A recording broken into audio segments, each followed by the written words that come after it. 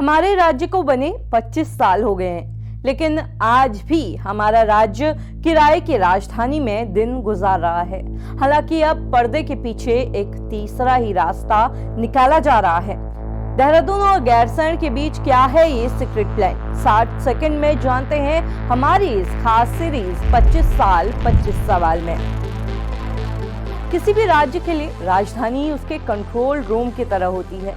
यहीं से राज्य की तरक्की का इंजन चलता है।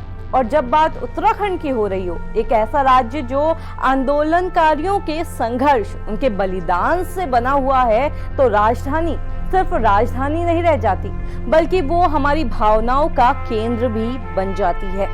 लेकिन आज 25 साल बाद भी हम टेम्पररी राजधानी का टैग लेकर घूम रहे हैं। और इसकी कीमत कौन चुका रहा है जानते हैं?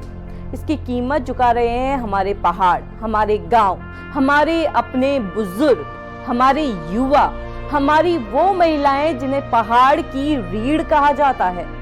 हमारे पास आज एक अस्थायी राजधानी देहरादून है और एक ग्रीष्मकालीन राजधानी गैरसैंण। देखिए, जब गैरसैंण में विधानसभा सत्र की बात आती है तो हमारे नेताओं को वहां जाने में कभी ठंड लग जाती है, कभी सुविधाएं कम लगने लगती हैं। शायद हम देश के अकेले ऐसे राज्य हैं जहां सत्र शुरू होने से पहले ही लोग उसके खत्म होने का इंतजार करने लगते हैं। तो फिर ये सीक्रेट प्लान क्या है जिसका जिक्र हमने शुरुआत में किया था?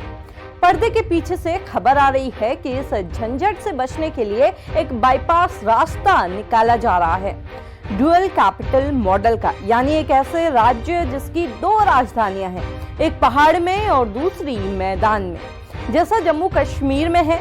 इसे ऐसे समझिए जैसे हम गर्मियों में सारा सामान लेके गैरसैंण चले जाते हैं, वहां से सब ऑपरेट करते हैं, और सर्दियों में वो सब लेकर देहरादून आ जाते हैं और वहां से राज्य की सभी चीजें ऑपरेट होती हैं।